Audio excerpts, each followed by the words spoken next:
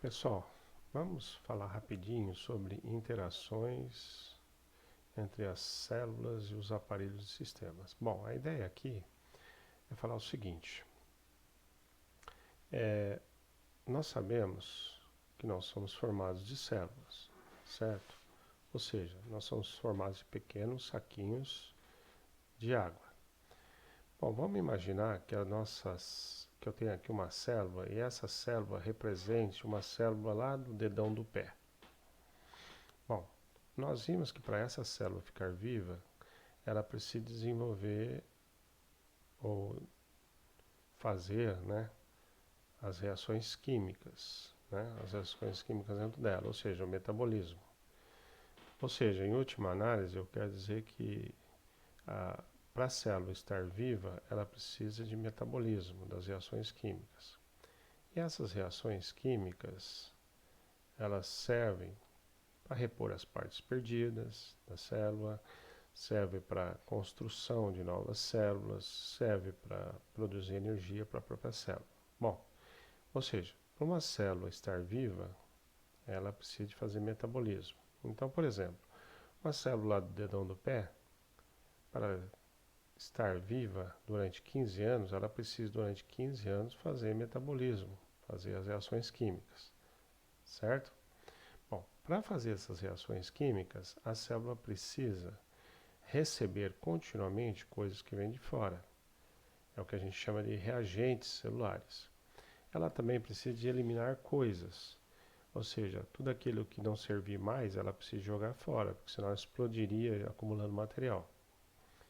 Vamos imaginar que é como você, para manter a sua casa funcionando, você precisa ir ao supermercado, comprar coisas, trazer coisas para dentro de casa.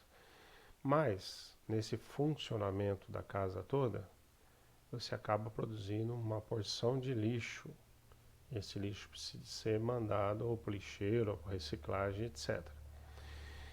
Mesma coisa a célula. A célula, para se manter viva e funcionando, ela precisa de fazer metabolismo, fazer as reações. E, portanto, ela precisa de absorver coisas. Bom, que coisas uma célula precisa absorver? A primeira coisa é que a célula é um saquinho de água, então ela precisa de água, para manter o seu funcionamento. Ela precisa de sais minerais e também precisa de alimentos. Que alimentos eu estou falando? Eu estou falando de substâncias orgânicas, como proteínas, açúcares, para manter a célula funcionando. Bom, da onde vem essa água, esses sais minerais que essa célula lá do dedão do pé precisa? Como é que ela consegue isso? Bom, nós sabemos que água, sais minerais e alimento a gente recebe de fora. Nós levamos essa água, esses sais minerais, esse alimento para dentro do nosso aparelho digestório. Então nós comemos, mastigamos tal e levamos isso lá para o nosso estômago, intestino, etc. Lá no intestino, o que é bom nesse alimento, ou seja, as partes que nós precisamos, nós absorvemos. Absorvemos e jogamos para o sangue. Então o sangue, ao passar pelo aparelho, pelo intestino, ele absorve o alimento que é levado para o aparelho circulatório. Aí esse sangue leva então o alimento e o oxigênio, e os sais minerais até as células. Então a nossa célula do dedão do pé vai receber o sangue lá, que o sangue vai passar em volta dela lá e vai trazer o alimento para ela. Mas a célula não precisa só de alimento, ela também precisa de oxigênio, que é um outro componente importante. Por exemplo, sem alimento e oxigênio, ela não consegue produzir energia, fazer respiração celular, por exemplo. Bom, de onde vem esse oxigênio? Esse oxigênio vem do ar. Então, quando você respira, você leva o ar, que é uma mistura de gases, gás carbônico, nitrogênio e oxigênio, para dentro do pulmão.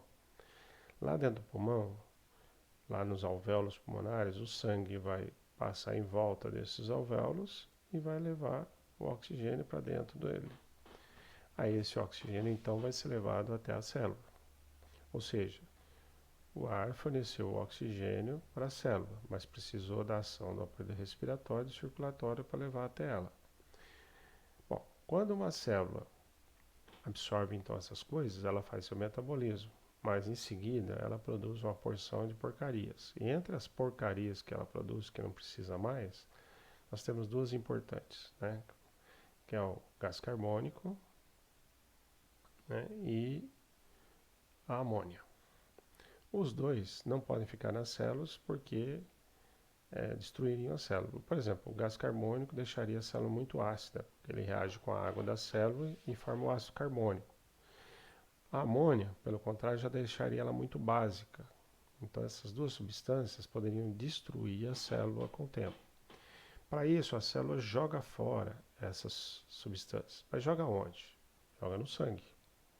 Então, o gás carbônico e a amônia vão para o sangue. Então, à medida que o sangue vai chegando até a célula, ele traz o oxigênio e o alimento e retira da célula o gás carbônico e a amônia.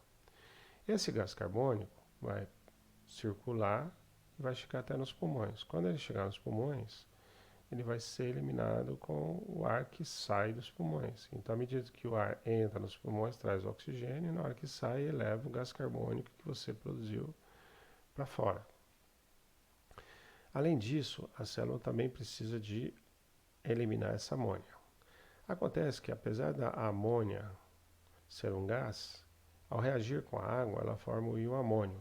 O íon amônio é bastante fixo, ele não consegue sair pelos pulmões, apesar de ser originário de um gás. E a amônia não pode ficar muito tempo no sangue, porque é muito tóxica. Então, o que o aparelho circulatório faz? Leva isso para o fígado.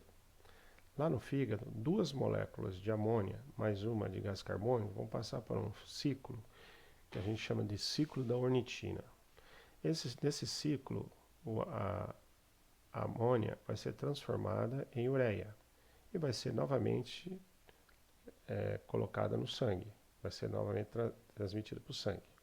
O sangue vai pegar essa ureia e vai circular com essa ureia, né? Apesar da ureia ser menos tóxica que a amônia, ela também, o sangue precisa de eliminar essa ureia. Essa ureia não pode ser acumulada durante muito tempo. Então, para onde vai essa ureia? Bom, essa ureia vai para o aparelho excretor. Lá no aparelho excretor, lá nos rins, a ureia, juntamente com a água, sais minerais, vai ser eliminada, formando a urina. Bom, dá para se perceber, então, em última análise, que para manter o metabolismo celular, as reações químicas na célula, a vida celular, olha o que eu estou dizendo, a vida das células, é preciso a ajuda de todos esses aparelhos. Se não fossem esses aparelhos, as células simplesmente entrariam em colapso. O sistema entraria em colapso. Lembre-se que a célula é um sistema individualizado, vamos dizer assim, né? Cada célula do nosso corpo, ela corresponde a um sistema individualizado, né? Só que ela depende desse sistema maior, beleza? Bom, uma coisa aqui que eu queria chamar a atenção de vocês é o seguinte: as reações químicas acontecem no interior da célula, ou seja, no todo do volume da célula, ou seja, no volume celular. Para manter essas reações, é preciso que venha coisa de fora, elimine coisas. Mas por onde que entra essas coisas, por onde saem essas coisas? Ué, pela membrana, pela superfície. Então vejam, a absorção de coisas, a eliminação de coisas depende da superfície, certo? E as reações químicas dependem do volume da célula. Quanto maior o volume da célula, maior o número de reações químicas.